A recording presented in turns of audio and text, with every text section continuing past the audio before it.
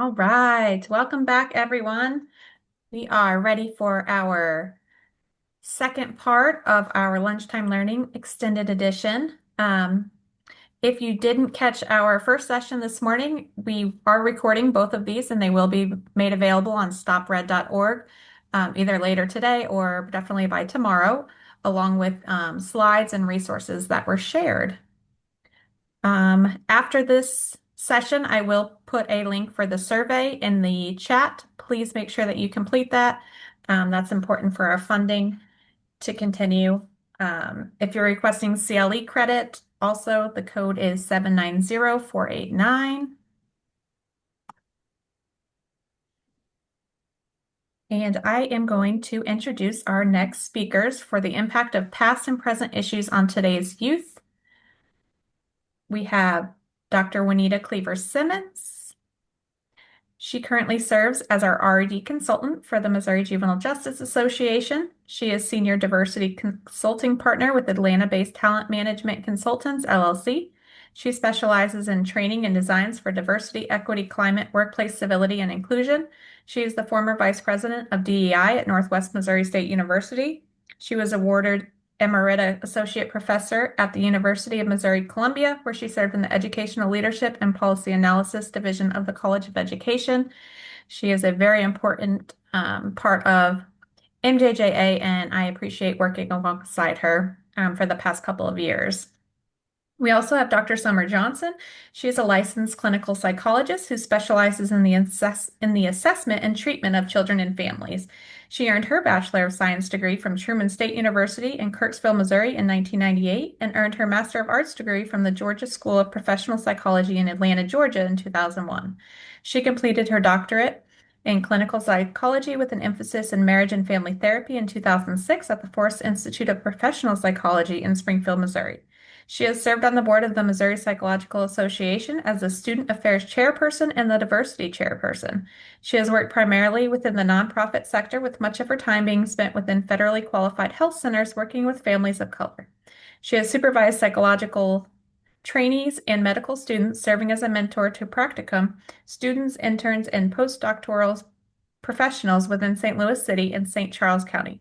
Dr. Johnson has respecialized in forensic psychology and now works for the St. Louis County Family Court. And with that, I will turn it over to you.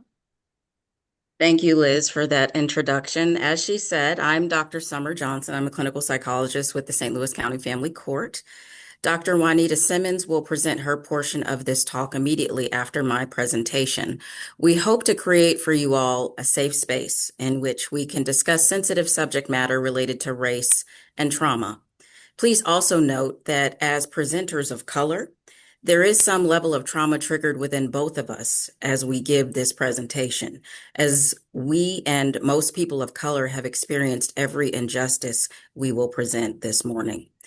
However, we realize the importance of sharing this information and discussing its greater impact on all of you and on society as a whole.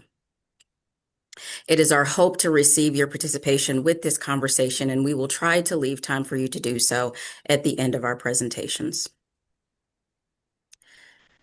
Juvenile justice programming is focused primarily on youth of color, as there is a documented bias against African American children, with African American youth being 5.88 times more likely to be referred to the juvenile office, according to the last RED report for 2025. When I presented at the MJJA conference in spring of 2024, my presentation was truly geared toward law enforcement officials to help educate them regarding their biases and how they potentially developed, but I ended up with a room full of DJOs and social workers. I essentially ended up preaching to the choir when it had been my intent to help to educate law enforcement regarding statistics of which they likely were already aware, and help them to identify ways in which they could more adequately address the biases they may have when making arrests. But where do these biases even come from? If we look back at Erik Erikson's theory, that includes the time from essentially birth and to well into our adult years, he postulated that prior to the age of 6, we rarely see ourselves as individuals and don't learn to appreciate our individuality until adolescence during the identity versus role diffusion era. Those different aspects of our identity include gender, beliefs, values, and still, among other things, our racial identity. As our identity develops and we learn to identify with those different aspects of ourselves, we affiliate with others who we find are similar. Those individuals who have some similar trait are referred to as the in-group. Those who are not part of our group, perhaps because we don't know they have similar characteristics, or those characteristics are not as salient, are within the out-group. Something develops called in-group bias, in which we develop a preference for our own group as opposed to those who are outside of our group. It helps to validate who we are and who we are becoming. Prejudice is exhibited when members of one group displays negative attitudes and behavior toward members of another group.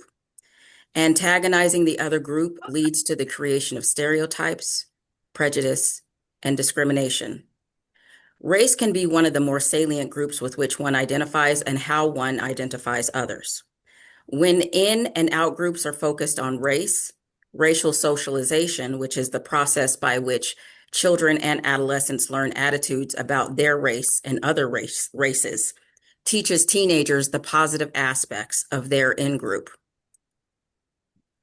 Psychologist Dr. Beverly Daniel Tatum, in her 1997 book, Why Are All the Black Kids Sitting Together in the Cafeteria?, explained that racial grouping is a natural developmental coping strategy. For African American adolescents, clustering together offers a safe space to process racial identity, navigate stereotypes, and find mutual support in a race-conscious society. I believe this could actually be said for adolescents of all races who might be within a heterogeneous setting. Adolescence brings about abstract thinking that includes the comparison of self to others and questioning how and why others see you the way they do. Sitting together is a protective response to systemic racism and isolation. It provides an environment where peers share similar cultural nuances and do not have to constantly explain their experiences. This self-grouping validates the Black experience, helping adolescents build self-esteem and resilience in the face of prejudice. You learn to value your in-group because, again, it validates you, but also you learn the negative attributes of the out-group. There are different models of identity development for individuals of color, however, that are different from that was created by Erikson. While in general we follow much the same model that Erikson has postulated, we have experiences that inform us of our out-group status that can occur well before when our sense of individualism develops. Each major racial group within within the United States seems to have their own model, but there's also a general racial identity development model.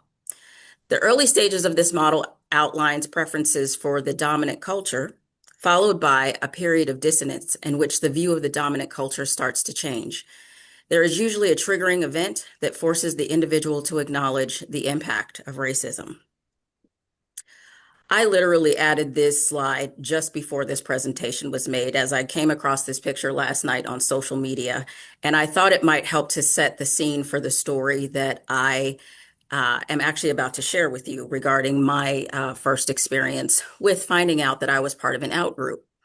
My family, I'm originally from Kansas City, Missouri, and my family moved to Grandview, Missouri, just south of Kansas City in 1980.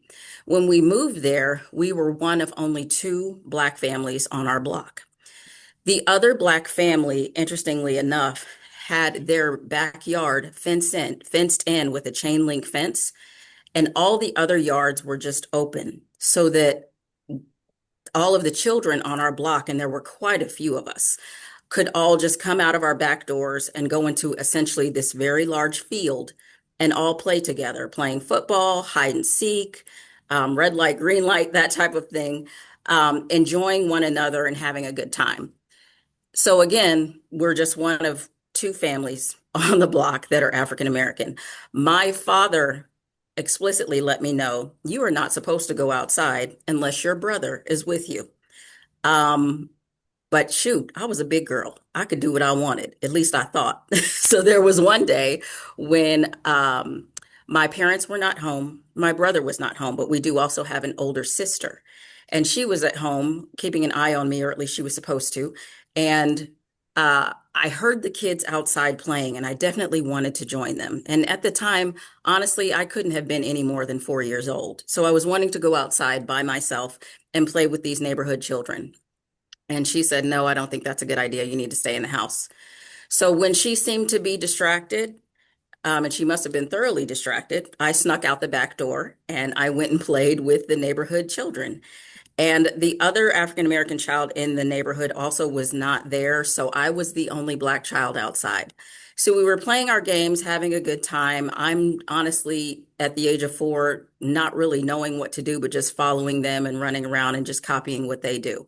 So the mother next door to my home came out of her back door and she had just baked some chocolate chip cookies. And she said, hey kids, I've got some chocolate chip cookies, come and get them. So she stood there on her back patio. All the kids went running to grab a cookie, but all the kids were actually much older than me, like maybe between the ages of like 9 and 15.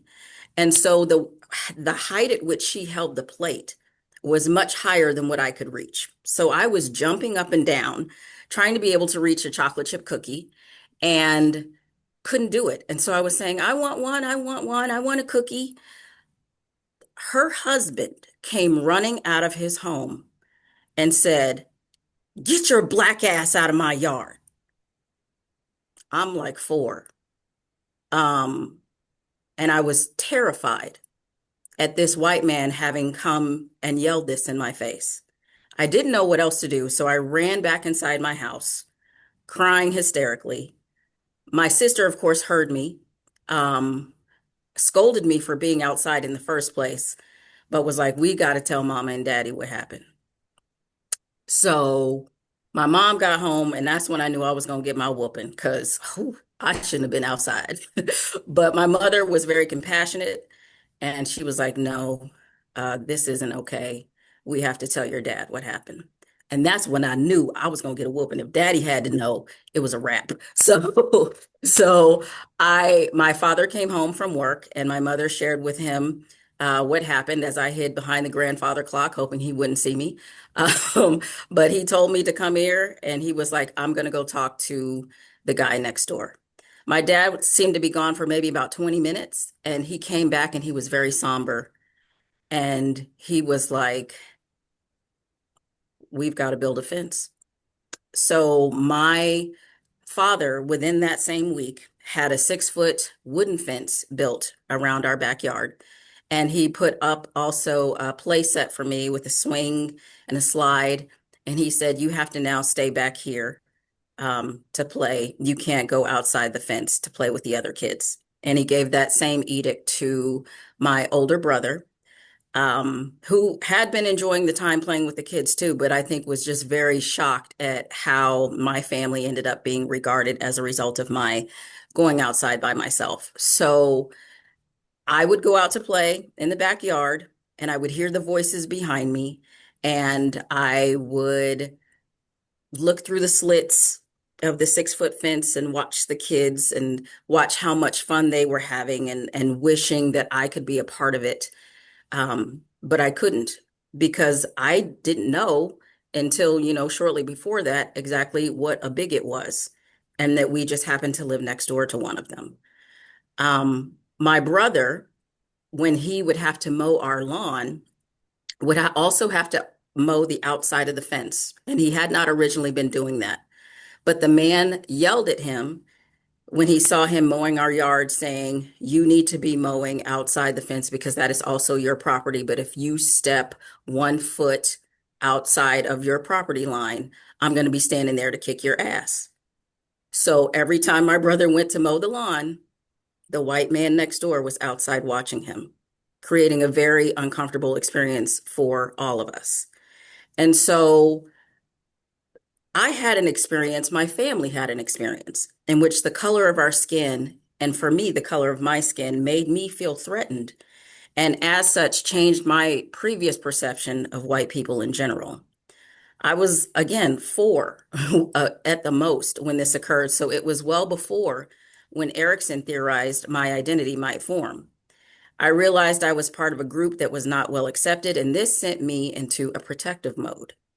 I was fortunate to be within an almost all-Black Montessori school, church, and of course, also had my immediate and extended families lending me their support and stories of having been within similar situations multiple times and were able to teach me how to go into survival mode.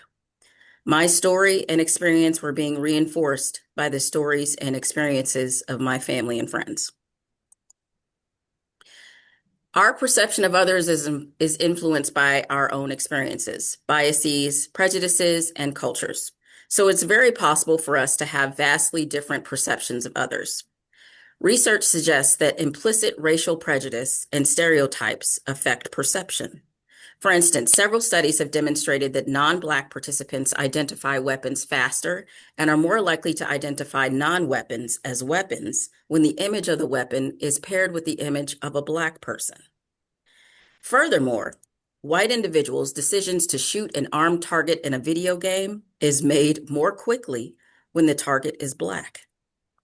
This research is important considering the number of very high-profile cases in the last few decades in which Black people were killed by police who claimed to believe that the unarmed individuals were armed and or represented some sort of threat to their personal safety.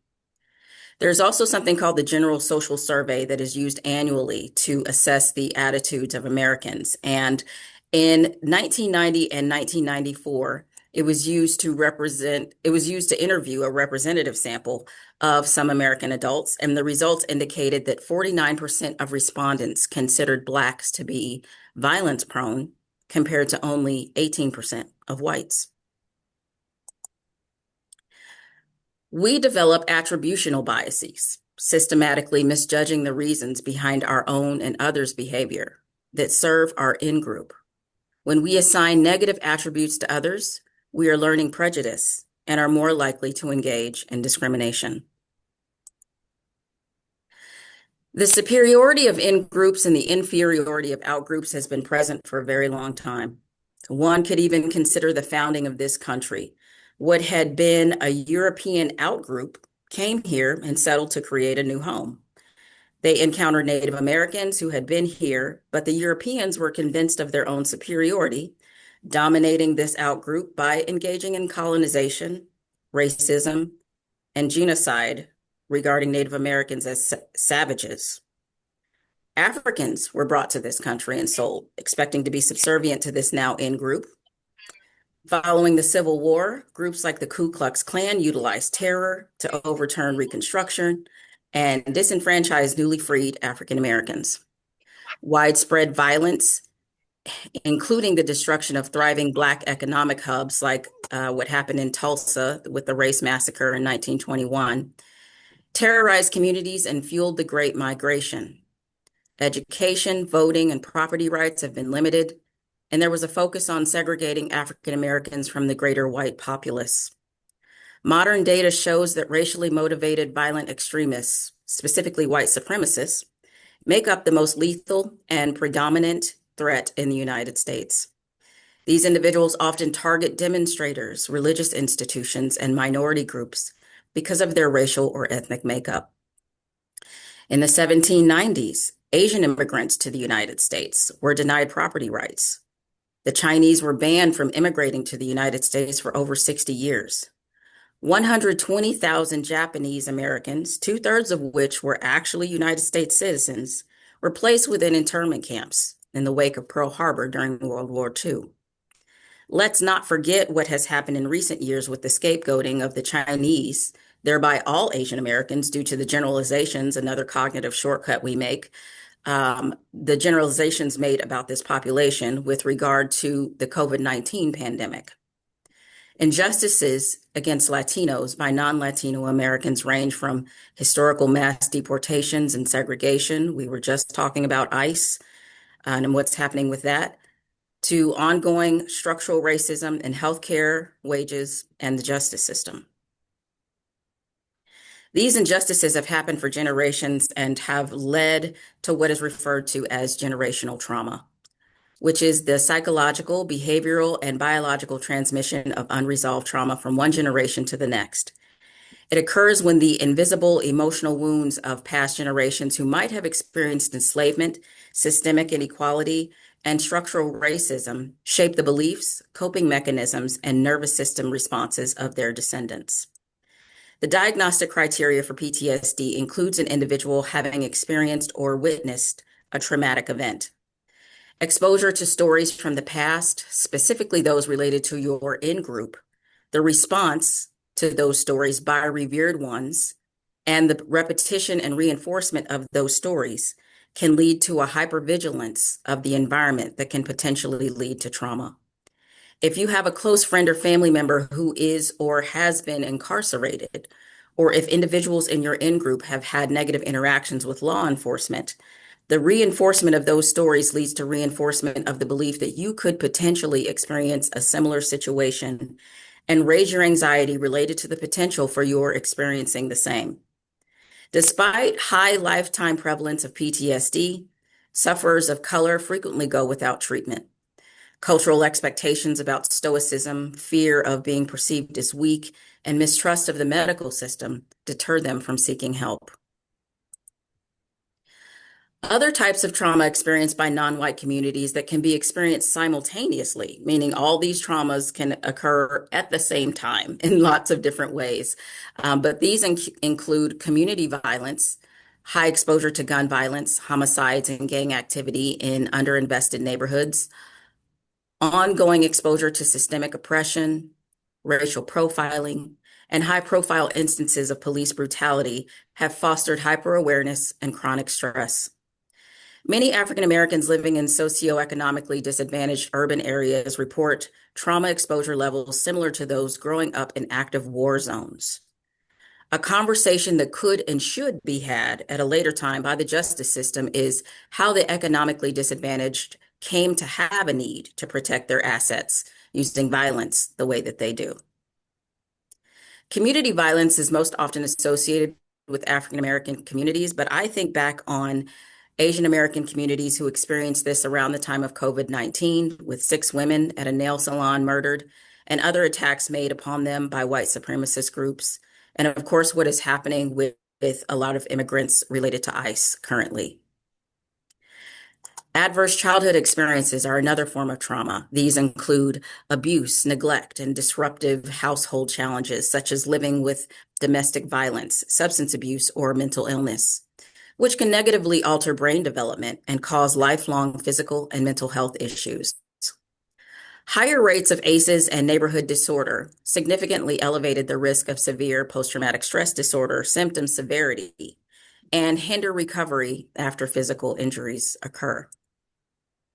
There's also race-based traumatic stress, psychological distress caused by racial discrimination, profiling, and systemic oppression. For those who believe racism is in the past, a study was released by Stanford University last month on May 26th, in which the term algorithmic monoculture was termed. 90% of U.S. employers use AI screening tools to sort and rank job seekers, relying on the same few third-party vendors to do so. 3.4 million people submitted 4 million job applications to 1,700 job postings across 150 employers and 11 industry sectors. Each job application was assessed by an AI hiring tool built by a single third-party vendor. This research showed that the AI tools used increased racial bias and shut the same people out of jobs everywhere they applied. The most impacted people were of African American and Asian descent. In fact, if these individuals were to apply or were to reapply with different employers, if the same AI vendor was being used to review applications, that individual's lower ranking was already saved within the system and automatically rejected by the new employer. This is the most disheartening information I have received in the past month. And I actually became very emotional as I thought about well-qualified individuals of African American or Asian descent not receiving an interview from a potential employer because software programmed by humans with biases, weeded us out of the applicant group. The algorithm used within the AI creates a system in which primarily whites are being moved forward within the job seeking process. AI inherently becomes racist because it is trained on vast data sets of historical human text and imagery, which are already filled with systemic biases and archaic stereotypes. Instead of generating original thoughts, AI operates by finding mathematical patterns in this data, effectively echoing the flaws of the society that produced it. Lastly, there's institutional trauma. Negative experiences with law enforcement, the justice system, and the medical establishment.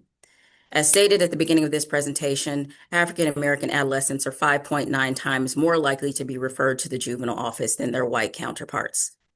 Today's adolescents had exposure to the trauma of the murder of George Floyd, questioning the motives of law enforcement officials.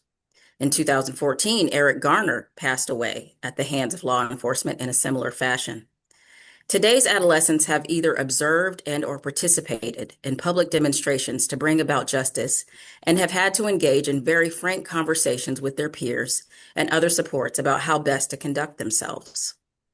We all know that African Americans have the highest representation within the justice system at 35 to 38% of inmates, yet are only about 13 to 15% of the United States population. It is very clear that biases impact both their perceived innocence or guilt and the length of their sentence. For years, there has been rhetoric regarding the minimization or denial of the white American sense of superiority and how stories of injustice have truly impacted those they potentially consider inferior. We've recently seen in the news an uproar regarding the conviction of Carmelo Anthony. Many African Americans believe an injustice has occurred because whites who have ended the lives of Blacks in that same region did not receive penalties as stiff as this young man did. Our children are having conversations about this and are questioning why such differences occur, learning more about the biases present within judicial officials who make the decisions about sentences. An African American mother recently said of this incident, "Sometimes we move our children into environments believing we are giving them greater opportunity, only to discover that access does not automatically equal acceptance." This quote resonated with me because I purchased a home in the state's most diverse school district, believing that my child would experience fewer biases and be given more opportunities than he would within a district that was predominantly white, like where I grew up. His having exposure to several different cultures was very important to me. However, though the student makeup of the district is 63% people of color, parents of color are not being tapped to serve on district committees and boards to the extent that they could be. I was recently in a meeting with the superintendent, and those school principals were supposed to identify which parents would represent their schools. I was the only parent of color present at the meeting. Teachers who demonstrate an affinity bias when choosing students who deserve recognition. Affinity bias is the unconscious tendency to gravitate toward and favor people who share similar backgrounds, interests, or characteristics. It is an implicit cognitive shortcut that leads us to feel more comfortable around and more easily trust those who remind us of ourselves. This sends the message that, according to an elderly Black man with whom I was playing Wii bowling, if you ain't white, you ain't right. That's what he taught me that night. But I think that we have seen examples of that in a lot of our living. So within my school district, they give greater value to maintaining the status quo of whites in power, as opposed to drawing upon the richness of differences in culture within the district that, in my opinion, should be brought to the table.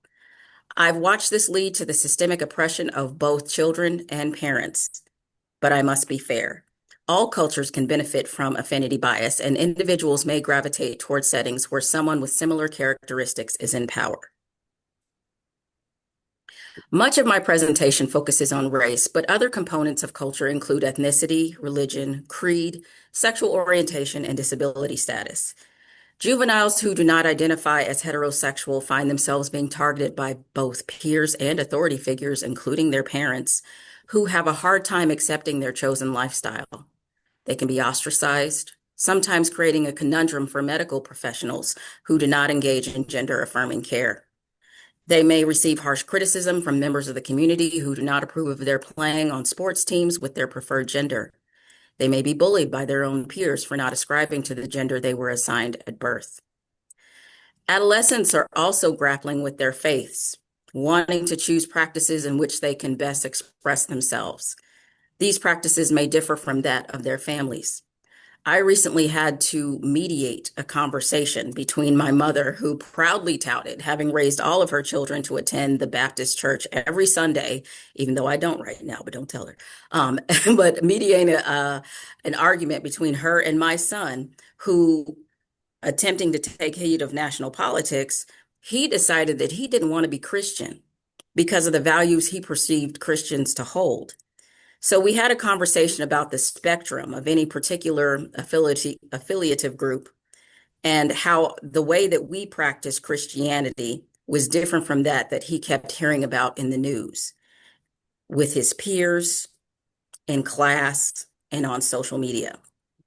He now refers to himself as a Christian by birthright, kind of acquiescing a little bit. And my mother is still convinced at this point that he is going to hell. So that's a conversation we will continue to have for quite some time until he works through this stage. While race brings about a number of roadblocks and concerns for our youth, the intersectionality of other components of their culture must also be considered when helping them to find resolution to the trauma they may be experiencing. Intersectionality is an analytical framework that explains how a person's overlapping social identities like race, gender, class, and sexuality combine to create unique experiences of discrimination or privilege. The differing ways in which one identifies oneself can lead to different forms of discrimination being experienced by each person. In the midst of discovering and defining who they are, today's society provides rhetoric and imaging to suggest attempts at erasure of various outgroups. As our youth present themselves and discover their identities, they are inclined to protect it. And as we see from U.S. history, this leads to a desire to protect oneself and preserve one's individuality. Protecting and defending ourselves, though a natural course, can be interpreted as a violent act, and our behavior may be misinterpreted in the midst of their simply being who they are. It is imperative that individuals working with people of color realize they experience trauma simply by being a person of color, and that the professionals working with them can even cause some of this trauma with the roadblocks they put into place for these individuals. It is time to stop looking at people of color as beings without emotion and to realize that many of our behaviors are governed by past experiences in which they have been made to feel less than by people in authority and, to a greater extent, white culture. Wounds of the past often go unspoken, but are there for all of us, able to be triggered by the ongoing injustices that occur. I will now turn this presentation over to Dr. Juanita Simmons to provide you with a more specific and in-depth discussion with examples of some of the concepts that I have covered in my presentation. She will also provide you with potential solutions and sources of support for the children and families we work with who are experiencing trauma. Thank you, Dr. Johnson. And this was such an excellent presentation that I would like for us to open up the floor for a few minutes. We've got time Okay. for discussion and questions as Liz gives me the shared screen so that I can put up my title page. I would love to hear from some of the audience participants. The floor is open. I'd like to hear what your thoughts are and how you are digesting what you have heard at this point.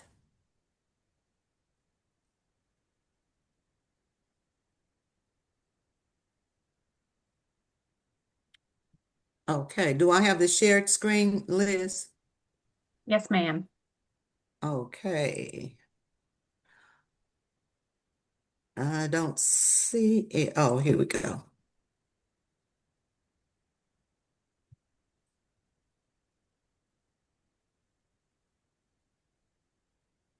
There is a question in the chat about, oh, what a sweet picture. There is a question in the chat about the rate 5.88 of referrals for youth of color than white youth. My understanding, it was the red report. My understanding is that that's for the state of Missouri. But with it being the red report, Liz or Dr. Simmons, do either of you have any information about that?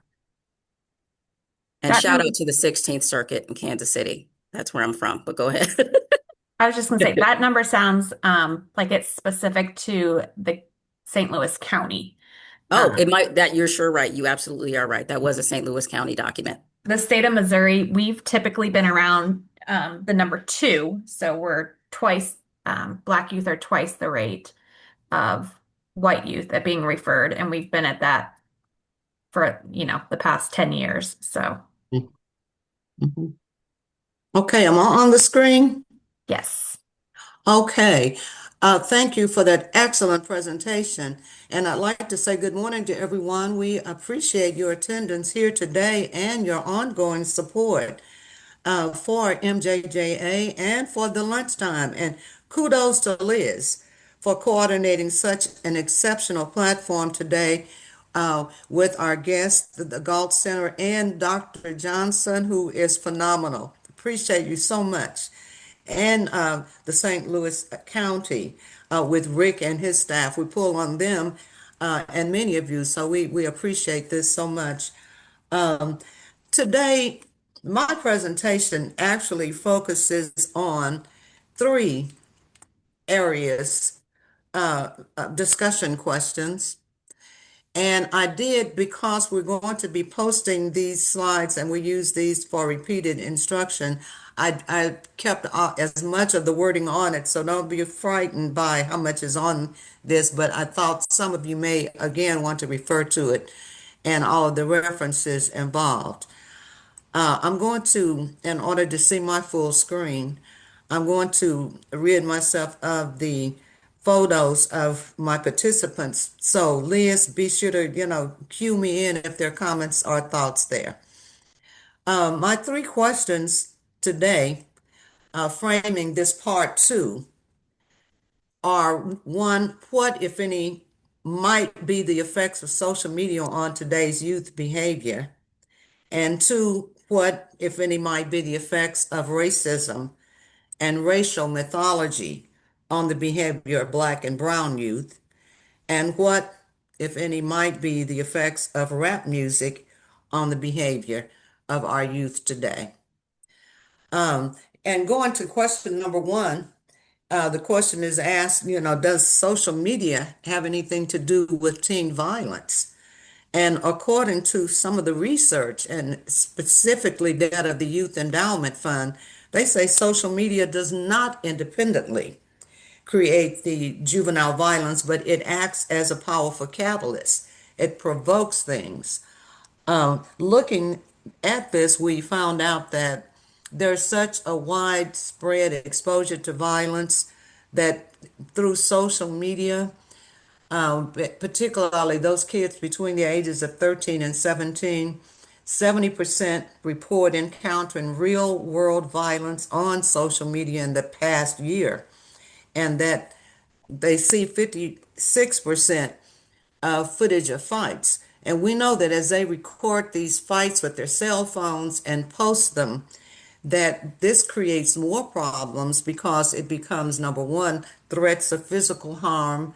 It provokes people to say, I've got to show face and they have embarrassed me.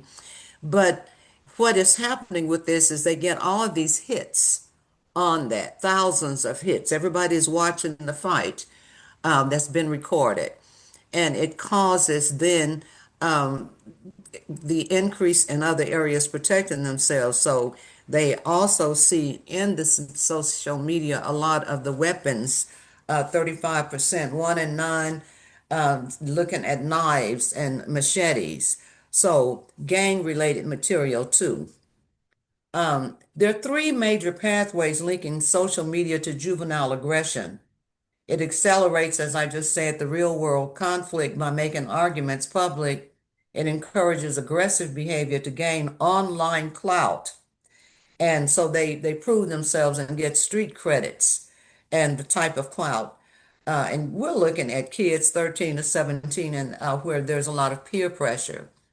But something that concerns all of us, in addition to these other areas, is that it does tend to desensitize youth to violence through repeated exposure of the graphic content. It's almost like it becomes a norm. Another pathway is the real world conflict. Private insults are made public and you can't walk back, and as I said, proving themselves and saving face. Um, it becomes a major problem, once it's posted. Dr. Uh, Simmons, there is a comment that kind of goes along with that from Eli. okay, They sure. said it also creates a network in which it allows juveniles that are involved in violence to branch out and network with other juveniles or adults that deal Yes. in violence as well. Yes. And that is the third pathway, I think, that leads to gang violence. Thank you, Eli, for sharing that. Yes, indeed, that does escalate that. Any other comments, Liz? No. Oh, okay. Thank you for sharing that. I appreciate it. The other thing is, in addition to this, the clout chasing, that he's got street credits. And this came from some research found through PBS News that came up a year ago. And as Eli was suggesting, there does bring on gang violence in media sites. They did a study in Chicago, and you all know that there was a period where the gang violence had increased substantially in Chicago, and they found that a lot of it was behind social media that made threats, calling out rival gangs, promoting violence, and recruiting new gang members. So it led to real stomp outs, communities, different gang groups going into other communities, and it promoted real shootings and real deaths. Uh, Fight compilations, according to ABC News, is where they would record, as I stated earlier, these videotapes, and they would have the little snippets of the fights that they would have recorded. And sometimes it would be, and I tried to download these, but sometimes it would be as many as four snippets on one page of these various gangs pinning them against each other. Pathway 3 is that of the desensitization. Now, I'm concerned also, in addition to these other areas, about the desensitization of social media because there is also a national political piece that it's showing a type of bravado that adds to this. And so the repeated exposure to the toxic online spaces, the cyberbullying, violent media that causes teens to become immune to violence and accept it as a way to solve problems, you would think that they would be able to look to national, statewide leadership to balance and say, oh no, this is not the way. But in many cases, they are seeing the modeling of that same or similar bullying type behavior and demeaning behavior on a larger scale. So it actually exasperates that that has already been started through the social media for teens. So that came from research from the Michigan Youth Violence Prevention Center. So social media's role is very serious to youth violence, according to the Youth Endowment Fund, and it creates a lot of areas. In 2024, they surveyed 10,000 teens who were between the ages of 13 and 17, and they discovered that even 70% has seen real life violence online. A common content included fights, as we said earlier, 56% about fights. So they've normalized this. Threats of physical harm, 43%. Gang activity, 33. Weapons, 35. 1 in 9 saw weapon-related footage involving zombie knives and machetes. And this is the teen power and control that we're looking at, all of the areas from intimidation to the threats and all. So, according to the United States Department of Archives, our children are actually exposed to violence and are more likely to abuse drugs and alcohol, suffer depression, anxiety, and post-traumatic disorders Uh, they often will fail in school or have other problems because all of this is going on with them. So the results of continuous exposure to media violence includes more likely to exhibit this antisocial behavior. They imitate violent behavior. Even they've noticed with smaller kids imitating it with toys and aligning it to criminal violence. Acceptance of violent behavior, increased feelings of hostility, desensitization. It seems like if you have noticed with a lot of our kids, it seems like they are lacking empathy. And they see the lack of empathy not only through social media, but they're seeing it, as I said a minute ago, on a larger scale.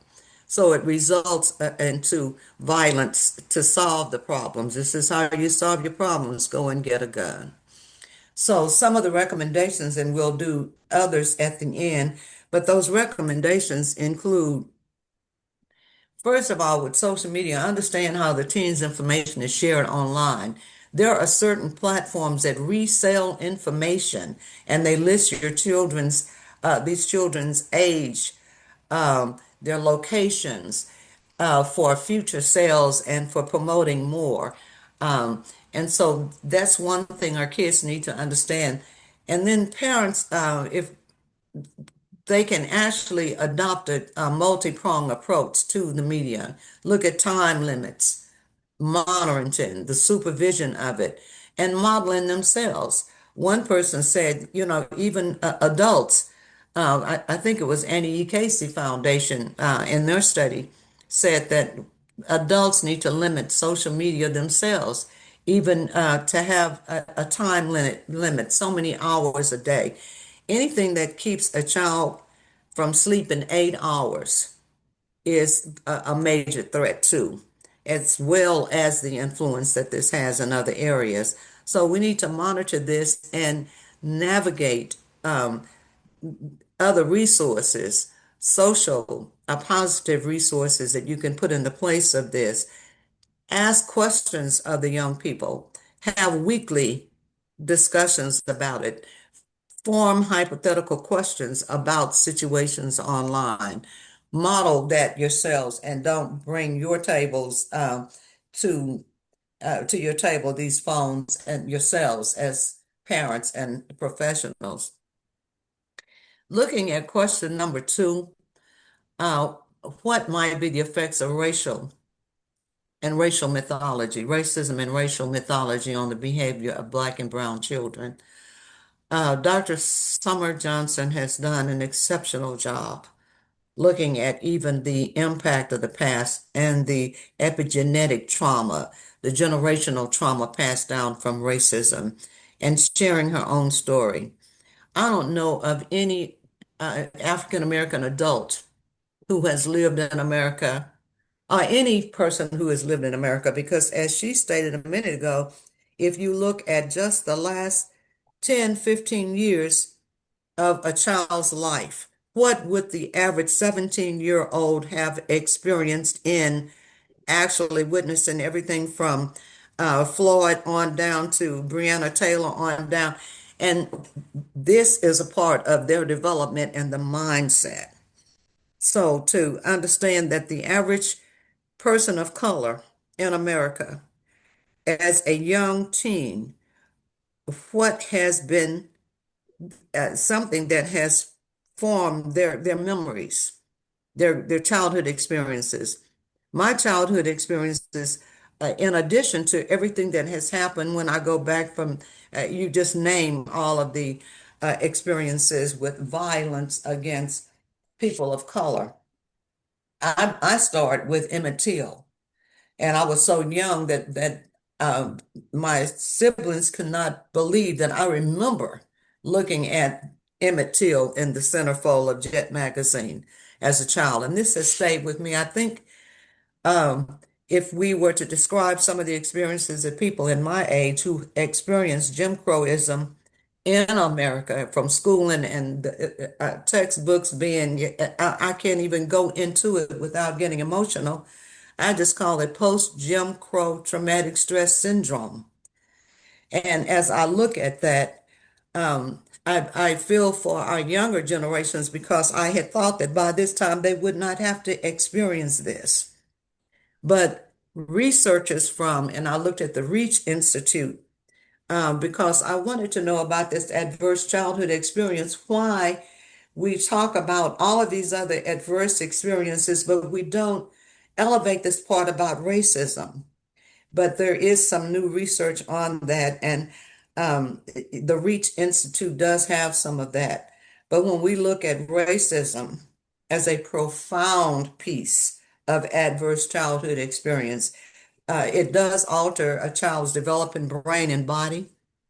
And this organization goes on from their research to say that, quote, frequent encounters with racial bias and microaggressions can lead to race-based traumatic stress, RBTS, which Dr. Johnson spoke about, and that it causes chronic stress, hypervigilance, and long-term mental and physical health challenges.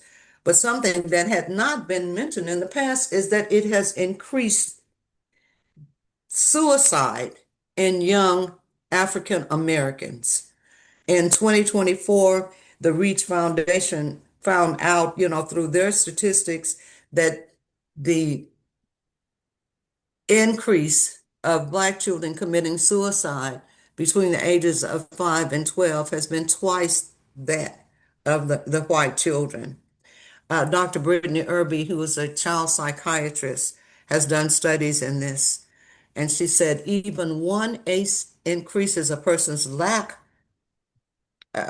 risk of depression, but an individual with 7 ACEs is 51 times more likely to end his or her life. So the impact of racial discrimination as an adverse childhood experience and its relationship to other ACEs is only recently beginning to receive attention and research. To understand that our young people, so we went through this period of saying, have you had the talk yet with your kids? Have you had the talk yet? And as we do this talk, pulling them over, what's going on in their minds? How unfair is it for us to have to tell young people, let's have the talk because you're in America and what you better do? That is unfair to their development. And so the other side of that is that, and then the repeated part of seeing what's actually happening in their life every day, looking at issues of juries that are not of your peer, the people like Rittenhouse walking down the street, shooting up people and killing them, and then being celebrated and funded by national government. Looking at all this, it has a message on young people. And so it should not be a surprise that in addition to all those factors on ACE, that looking at racism as an overriding thing you wake up with absolutely every day. Looking at that, it should not be a surprise that there has been such a large increase of suicide with children of color, and particularly the fact that some of the structures in the government that previously would have protected have been removed. And just think about that. Irby goes on to state that due to racism, Black children may be born into systems where they could have 3 or more ACEs at birth. You're born with it. It's there. And then look at that, and then the generational and the epigenetic, carried down from generation to generation. That's a lot. And then the government's part of seeing what's going on. But racial traumas, not just from birth when they're born with at least 3 of them, it continues and it does grow. 40% of the respondents reported experiencing racial trauma in the past year in one of the studies. 18% said that they had attempted suicide, with rates for Black youth significantly higher than that of other racial groups.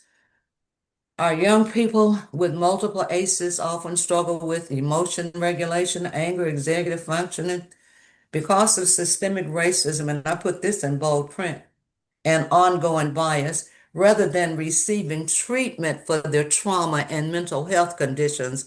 Black children are often labeled as problems.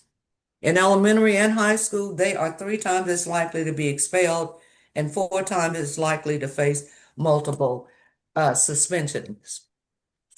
And what concerns me when we look at how few studies have been done and looked at about understanding how racism impacts mental health and our behavior, I think that that should be a two-side prong to look at on all areas of mental health. When we look at if racism has done this and our weaker and wiser generation, plus the impact of what the government is now doing and is boldly reversing, and people are going through shock on some of these things.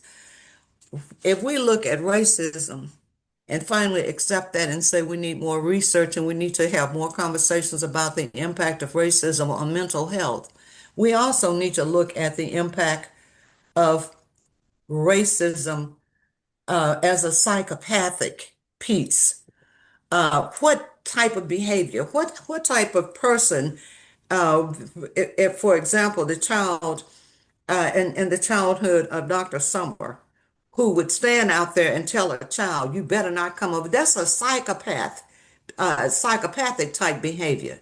That needs to be studied as a part of racism. But we become insulted and we shut down. We can't move any further on this because we don't have these conversations. We're afraid to talk about it. Um, Also, the part that when we look at the overall childhood trauma model, we understand that it pronounces Black youth as systemic racism a key problem, that they're nearly twice as likely to be arrested than white youth, and we already know this. Latino white youth who experienced trauma were no more or less likely to be violent felons than those who did not experience trauma. So your trauma is not even considered. Now, I know that our time is always so short, but some of the information that you might want to look at more details on, if you haven't seen the book, The Rage of Innocence, How America Criminalizes Black Youth.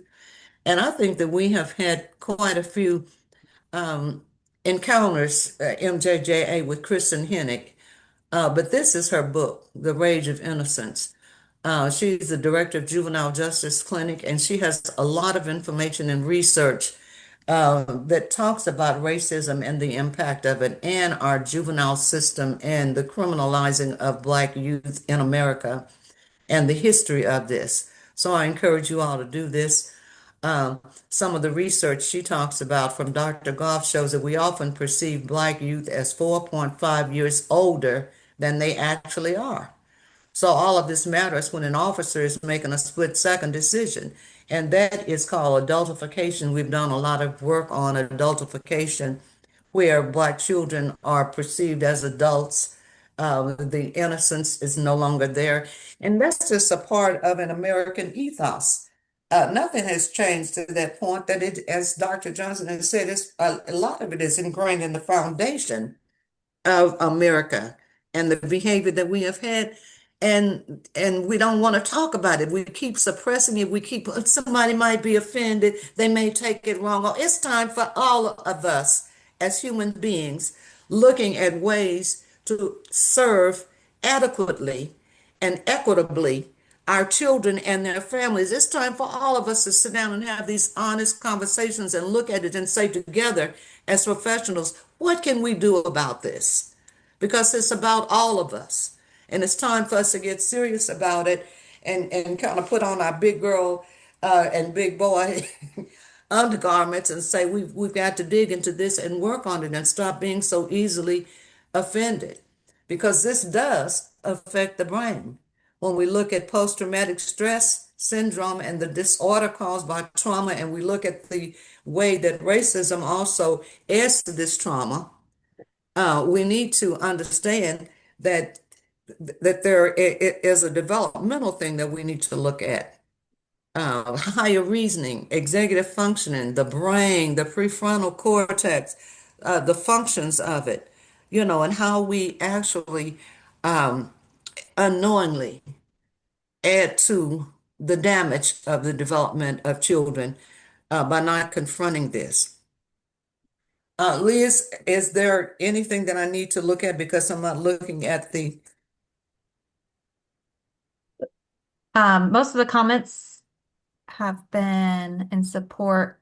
I'm grateful I was, Patricia says, I'm grateful I was raised in a military family. We lived and traveled to many diverse places. Color and race was never an issue. In the in the military experience for myself as a dependent, my family is diversely integrated, and many people I know have the same in their families. I do think that racism and affinity biases do exist in communities and that everyone needs to work to find common ground where we can all thrive. Mhm. Thank you for sharing that.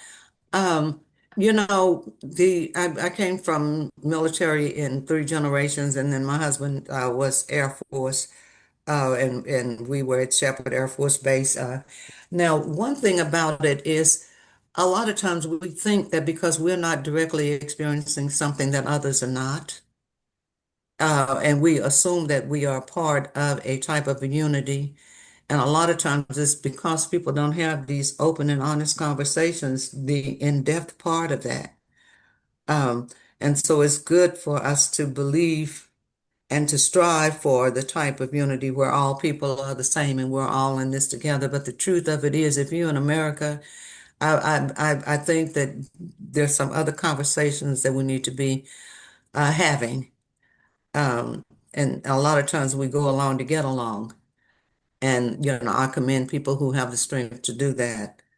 Um, but we do an injustice not only to ourselves, but to others who could possibly help us to make some changes. I hate to interrupt you, Dr. Simmons. I wholeheartedly agree with everything that you just said. In fact, I'm glad you answered that portion of the question because you answered it very well. But I appreciate the comment, but I also really feel like thinking about, I also come from a military background. We didn't travel a lot.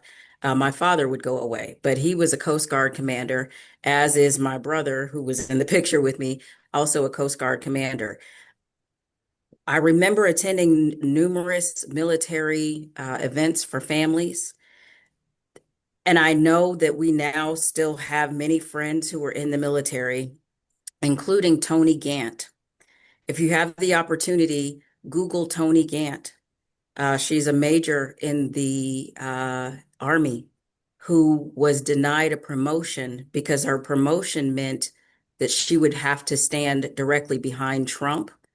And he indicated that he did not want an African American standing behind him as he gave a speech.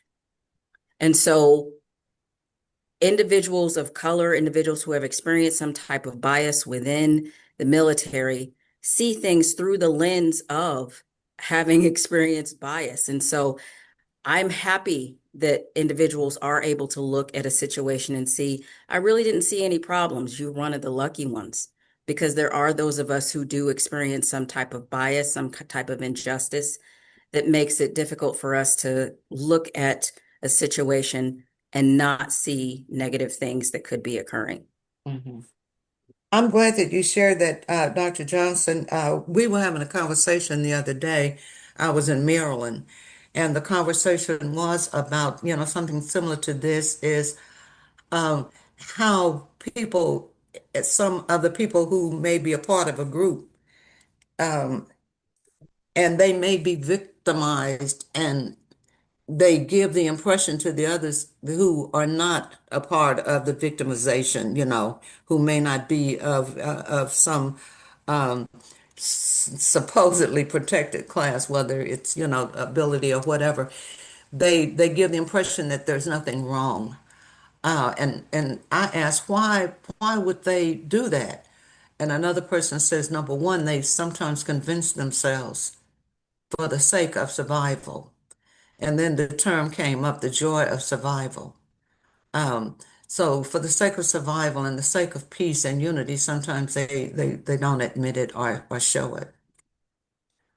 Any other comments or concerns? Yes, Alyssa says, I have some questions about RBTS. Is this diagnosis being considered to be added to the DSM?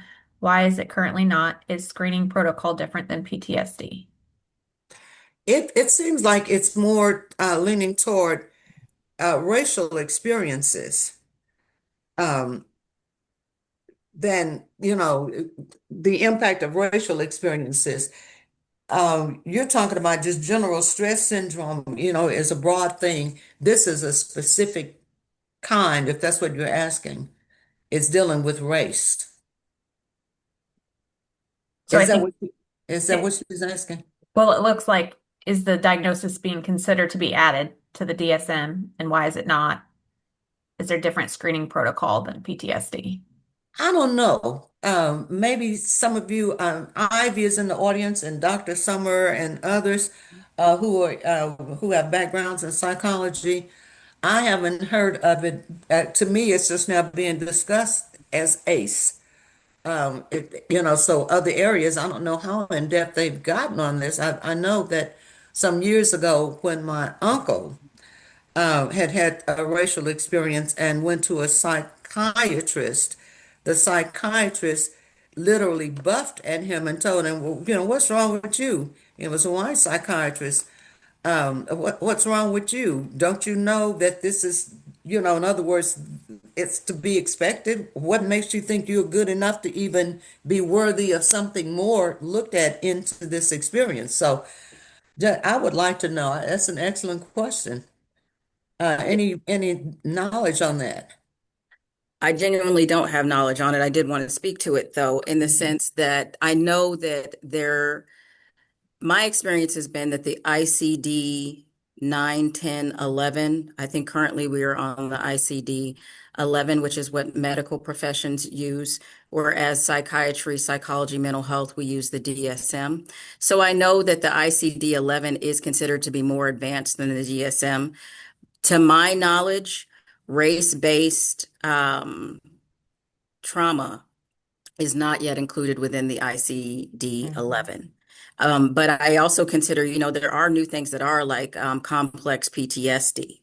And so I could see in this particular instance, race-based trauma potentially being considered a part of what is now considered to be complex post-traumatic disorder, meaning that the individual has had multiple instances of trauma, and that's why they get the word complex in front of um, the PTSD. But do I know for sure if that's how it's going to be considered? I honestly don't. So I invite anybody else in mental health to speak up about it. I would be shocked if they did.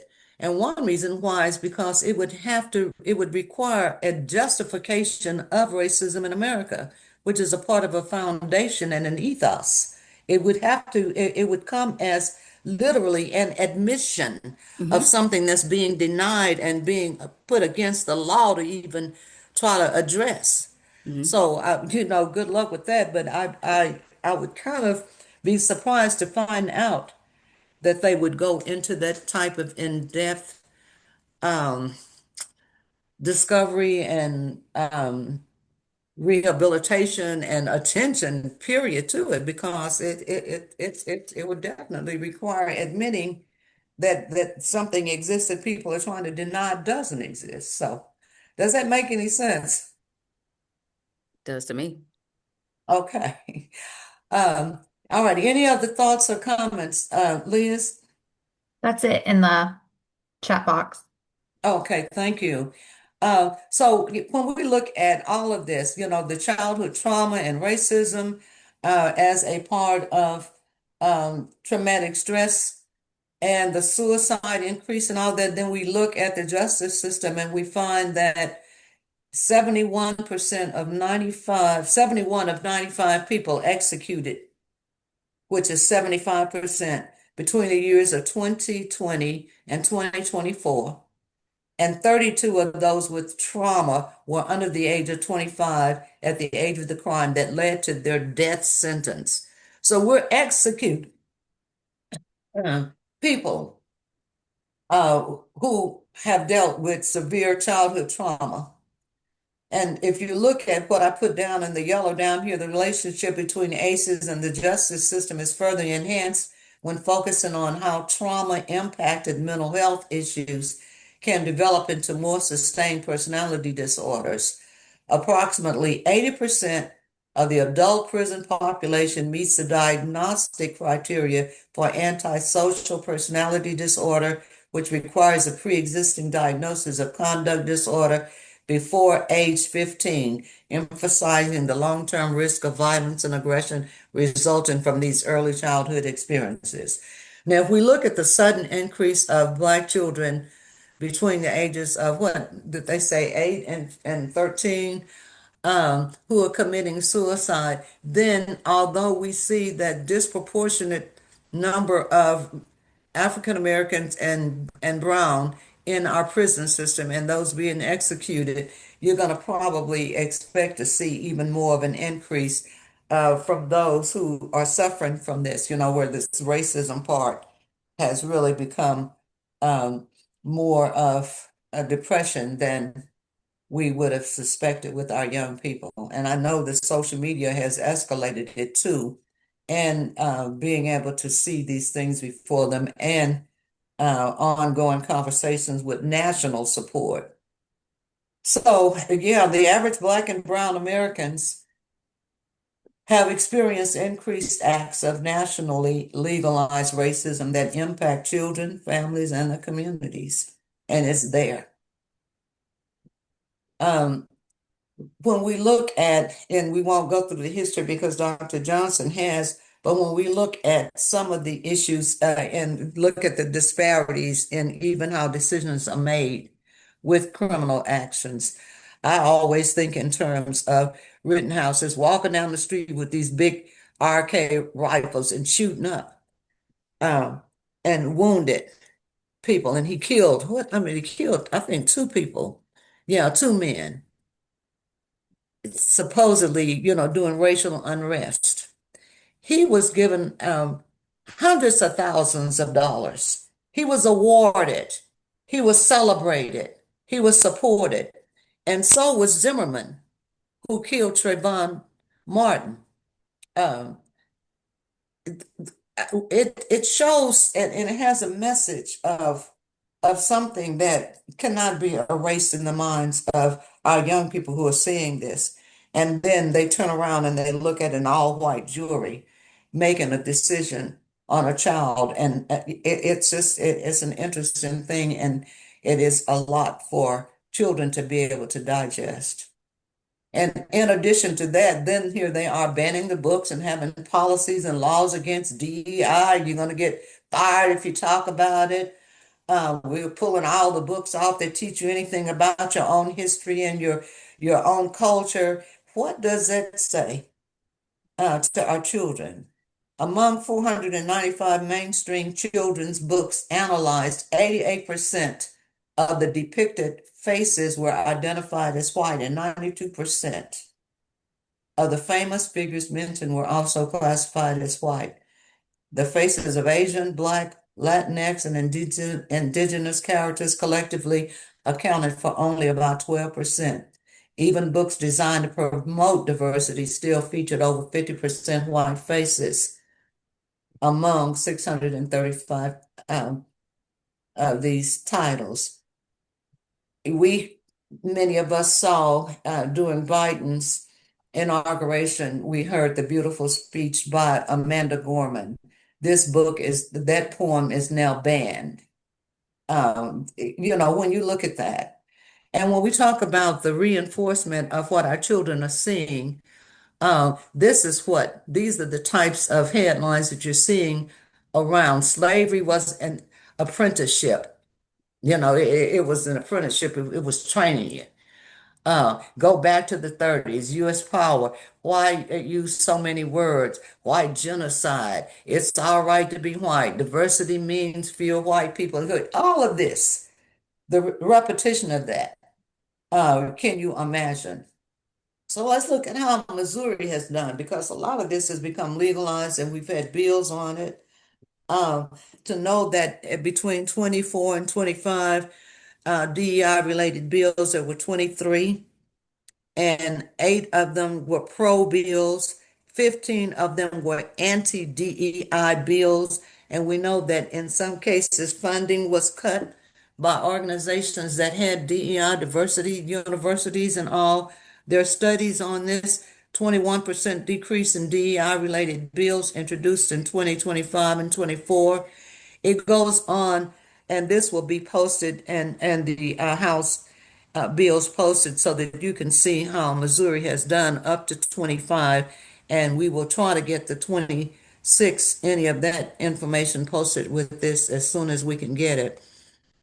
We do know that as far as DEI bills, the anti-DEI bills that took place after George Foreman, after George Floyd, I'm looking at me, Foreman, that Missouri was one of the states that included um, efforts to backlash, efforts about limiting DEI and banning it. So you see that it was introduced in Missouri, and you saw some of the bills. It was passed with some of the states and enacted. You see Texas and some of the places where they actually enacted it. And this is an ongoing conversation. Um, so with that, we want to move into the last part of this about does rap music affect that and again or promote violence? It states in the studies that the music does not directly cause teen violence, yet we look at similar things that we saw with the social media that it can amplify this. Now, it's interesting that when we look at rap, that while violent lyrics can increase aggressive thoughts, the primary drivers of youth violence remain poverty, trauma, and community instability. So we need to also look at that. Rap music, particularly gangster rap, does have some violence, some drug use, and some criminal activities that are there. We also know that the exposure to this can actually, during the formative years, influence the behavior of young people. I'd like to draw your attention to the fact that some rap music um, serves as a conduit for personal narratives. And when I've worked with young people and I've had them to put together their own raps, telling their own stories, it has been lethargic. It has been a cleansing method for many of them to be able to tell their own stories through rap. Um, so often their stories, as stated here, will depict violence, but sometimes, and looking at poverty and systemic inequality and the struggle for survival. So when we look at rap and we uh, want to look at rap, we like basically to look at conscious rap. But we look at this and say, okay, if it's telling a story and it does a narrative for the preservation of this and showing the expression of lived experiences, that's what spirituals did, that which moved into blues and jazz, and the rap is another form of it. Now, I'm not speaking of the gangster rap, but more of the conscience rap, and there's a lot of that. So with that, I'm going to just end because she's done a lot already on the childhood trauma, and this will be posted. We know that the lack of knowledge in the treatment for trauma increases recidivism rates for juvenile delinquents, but hopefully you will look at the other areas. Recommendations: culturally responsive counseling, relevant curricula, rites of passage programs. If they're needing community, a rites of passage program can prevent gang involvement because you have given them a family, a community. Youth organizations, engagement activities, platforms with trusting adult partnerships. Trusting adult partnerships. And they were saying in one of the stories and one of the studies that, well, a lot of times when we expel kids from school and remove them from their schools, we're taking them away from trusting adult partnerships that they need. Cultural sharing, ethnic studies. We have made the cultural sharing almost against the law, but it is an important thing that we recommend. Platforms for open, honest conversations, mentoring, mental health support, trauma-informed counseling, reading circles, and we have posted in the past on our web some of the books for social justice for teens. And with that, I know our time is up. And we want to have the floor open in case there are other questions between the presentations that we've had today with Dr. Johnson and myself. So we've got 10 minutes to that, and we'd love to hear from you. There was a comment from Patricia. It says that is a good observance, Dr. Simmons, about the diagnosis of RBTS, shining a light on racism in America. I think talking about the issue and facing the traumas will bring help where it is much needed. As more and more families become integrated, the face of this country is changing, and we will need the support of our communities to be inclusive of all people. Absolutely. Thank you for that. Any other thoughts and comments? Well, I think that our main point today between the two of us, and I'm going to ask Dr. Johnson if she has any closing words too before we hand it to Liz. I think is for us to be open and honest and look at other ways that as professionals working with juveniles, that we can be aware um, and together join hands in finding ways to help our children and their families. And the only way we can do it is that we're honest about the reality of their lives and the history that has impacted their experiences. Dr. Johnson, last words before we hand it to Liz, please. I am pleased about the individuals who have had positive experiences and with this particular presentation and in society as a whole. I guess I would say that as practitioners, as individuals who are working with these juveniles, it's going to be important for us to look at, I think, current policies, the way that we do things, because a lot of why we do what we do, if you consider it from a different perspective, if you're able to invite more people to the table, you may see that there are some systemic forms of oppression that are occurring even within the job that you do.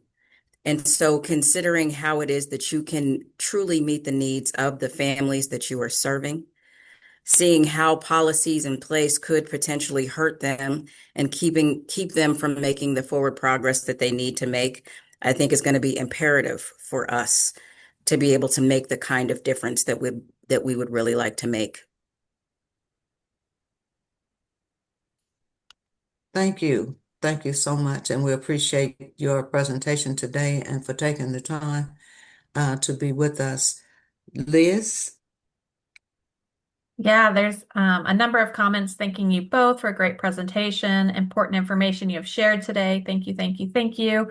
What a great morning filled with thought-provoking presentations that will surely aid all of us in our jobs of serving the youth and families in our communities.